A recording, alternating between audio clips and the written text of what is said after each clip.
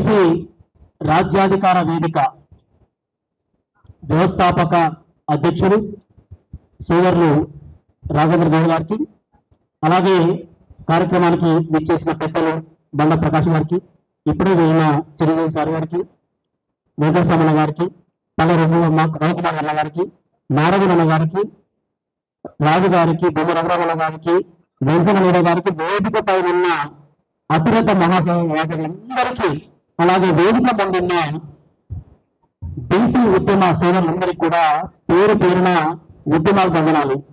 సోదరులారా, ఇప్పటి వరకు మాట్లాడిన పెద్దలందరూ కూడా మీకు అన్ని విషయాలు, బీసీలము ఎక్కడ వెనుకబడబడినాం, ఎందుకు వెనుకబడబడినాం, ఏం చేస్తే మన భవిష్యత్తు ఇంకా మారబోతుంది, ఏం చేయాలన్న విషయం నుంచి కూడా చాలా విషయాలు చెప్పారు. మరి మీరు చూస్తే గత కొంతకాలంగా తెలంగాణలో అద్భుతంగా బీసీ ఉద్యమం చాలా బ్రహ్మాండంగా ముందుకెళ్తుంది. బీసీ భావజాల వ్యాప్తి రాజధాని నుంచి నగరాల వైపు, అలాగే పల్లెల వైపు ప్రవహిస్తోంది. ఆ ప్రభావంతో మొన్న జరిగిన గ్రామ పంచాయతీ ఎన్నికలైతేనేమి, మున్సిపల్ ఎన్నికలైతేనేమి దాదాపుగా 60% పైగా గెలుచుకోవడం అనేది నిజంగా బీసీల విజయం. తెలంగాణ అంటే పోరాటాల పోటీగడ్డ. ఆనాడు స్వాతంత్రానికి ముందు రైతాంగ పోరాటం నుంచి మొదలు పెడితే మొన్న జరిగిన తెలంగాణ ఉద్యమం వరకు కూడా పోరాటాలు అనేది తెలంగాణ ప్రజలకు కొత్తేం కాదు. కానీ ఆ పోరాటాలు ఎందుకు చేస్తున్నాం, దేనికి చేస్తున్నాం, ఏం చేస్తే ఏమొస్తుందన్న విషయాన్ని మనము గ్రామ స్థాయి వరకు భావజాల వ్యాప్తి ద్వారా, వివిధ వేదికల ద్వారా, ఇలాంటి వేదికలు ఇంకా 100 వేదికల ద్వారా, వేలాది మంది నాయకుల ద్వారా గ్రామ స్థాయి వరకు భావజాల వ్యాప్తి వెళ్లాల్సిన అవసరం ఉంది. మీరు చూస్తే తెలంగాణ నీళ్ళు నిధులు నియామకాలని ప్రతి తెలంగాణ బిడ్డకు అర్థమయ్యేటట్టు తెలంగాణ మన రాష్ట్రాన్ని మనం పాలించుకుంటే మనకు వస్తే ఏమవుతుంది, మన నీళ్ళు వస్తాయి, నియామకాలు వస్తాయి.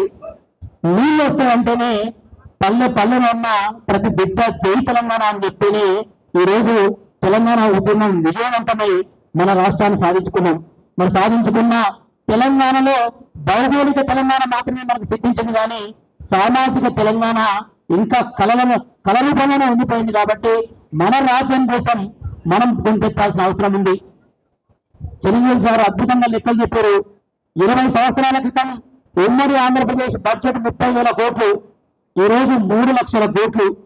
20 సంవత్సరాల క్రితం బీసీల బతుకులు అక్కడే ఉన్నాయి.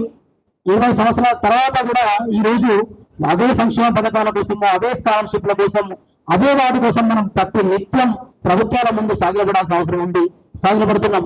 మరి ఎందుకు 30,000 కోట్ల బడ్జెట్ 3 లక్షల కోట్లు అయిన తర్వాత కూడా మిగతా బడ్జెట్ సామాన్యులు అందకుండా ఎవరి చేతిలో పోయినాయి? 20 సంవత్సరాల క్రితం కారులో పెట్రోల్ చేసుకోవడానికి కూడా వీలు లేని నాయకులు ఈరోజు వేల కోట్లు, లక్షల కోట్లు మనసొమ్ము తీసుకొని ఈరోజు మనమే పెత్తనం చెలాయించే పరిస్థితి ఉంది. వీటన్నిటికీ ఏకైక పరిష్కారం రాజ్యాధికారం. మరి రాజ్యాధికారంలో డాక్టర్ అంబేద్కర్ గారు మనకు అద్భుతమైన ఓటు హక్కు ఇచ్చారు. మన ఓటు మనం వేసుకుంటే, మన వర్గాలకు వేసుకుంటే మనకు బీసీ రాజ్యాధికారం వస్తుంది. మనం పాలించుకుంటే, పాలకులుగా మనం ఉంటేనే మనం ఏదైనా సాధించుకోగలుగుతాం, మన వర్గాలకు వడ్డించుకోగలుగుతాం, మన వాళ్ళకి ఏదైనా మంచి చెడు చూసుకోగలుగుతాం. కాబట్టి పార్టీలు ఏమైనా సరే, ఇంతమంది వెంకటేశ్వర అంటున్నాడు, మన ఓటు మనం వేసుకుంటే ఇంకేం అడగాల్సిన అవసరం ఉంటుంది. నిజంగా చిన్న విషయమే, కానీ చాలా పెద్ద ఎత్తున గ్రామ స్థాయి వరకు వెళ్ళాల్సిన అవసరం ఉంది.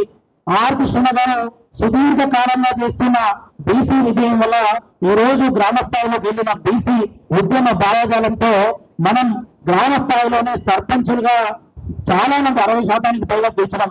మరి పల్లెలు పట్టుకున్నాను, పల్లెల్లోనే మన వాళ్ళు ఉండి పరిపాలన మన చేతిలో ఉన్నప్పుడు, మరి దాని తర్వాత వచ్చిన అసెంబ్లీ సీట్లు అయితేనేమి, పార్లమెంట్ సీట్లు అయితేనేమి, అదే ఉత్తేజంతో, అదే లక్ష్యంతో మన ఓట్లు మనకి వేసుకోవాలన్న లక్ష్యం ఉంటే రేపొద్దున కొత్తగా రాబోతున్న అసెంబ్లీ సీట్ అయితేనేమి, ఆల్రెడీ ఉన్న 119 సీట్లు అయితేనేమి, ఎంపీ ఎమ్మెల్యే సీట్లు అయితేనేమి, మన ఓటు మనమే వేసుకోవడం ద్వారా అద్భుతంగా ముందు తీసుకెళ్ళొచ్చు అని చెప్పేసి ఈ వేదిక ద్వారా మరొకసారి తెలియజేస్తూ, సోదరుడు రాఘవేంద్ర గౌడ్ గారు ఏర్పాటు చేసిన బీసీ రాజ్యాధికార వేదికకు ఆర్ కృష్ణ గారు, అలాగే జాతీయ బీసీ సంక్షేమ సంఘం ఎల్లవేళలా అండగా ఉంటుందని చెప్పి మనం అందరం కలలు ఉన్న రాజ్యాధికారం సాధించాలంటే ఇలాంటి నాయకులు, ఇలాంటి వేదికలు ఇంకా రావాల్సిన అవసరం ఉంది. ఆ వేదికల ద్వారా మనం పల్లె పల్లెన మన భావజాలాన్ని తీసుకెళ్లాల్సిన అవసరం ఉందని మరొకసారి తెలియజేస్తూ సెలవు తీసుకుంటున్నాను. జై బీసీ, జై జై బీసీ.